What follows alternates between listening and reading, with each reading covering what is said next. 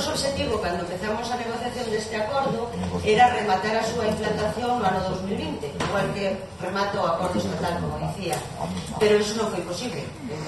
Todos sabemos que cando nos sentamos a negociar todas as partes, temos que ceder, e nós neste caso podemos ceder no calendario de execución. Pero é verdade que a cantidade que se alcanza e o posto no que nos sitúa esta cantidade merecen que fagamos unha valoración global positiva.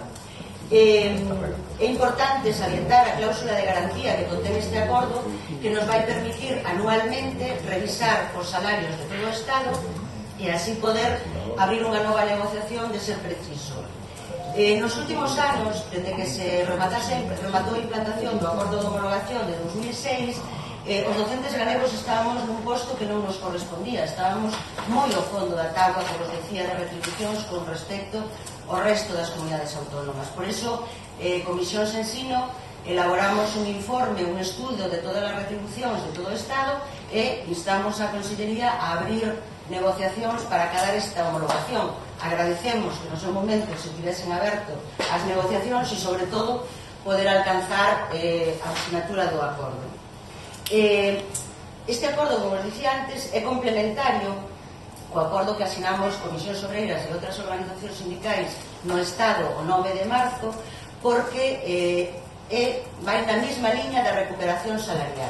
Este acordo que asinamos no Estado marca a suba salarial para todos os empregados e empregadas públicas do Estado para os anos 18, 19 e 20. Ademais, abre a posibilidade desta negociación, deste acordo que acabamos de asinar, cos fondos adicionais, e tamén abre a posibilidade de que, agora que rematamos este proceso, seguir negociando noutros ámbitos, como mesmo na mesa sectorial ou na mesa xeral, a recuperación de outros dereitos que nestes momentos están en stand-by, podemos dicir.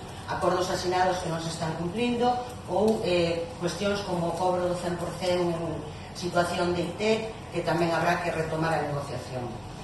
É importante, repito, a valoración de Comisións Obreiras é unha valoración global positiva.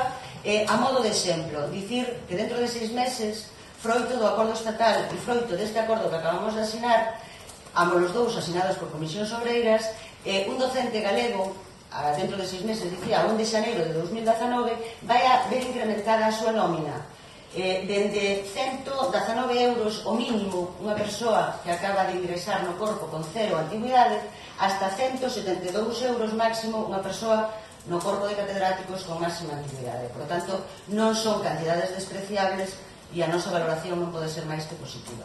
Gracias.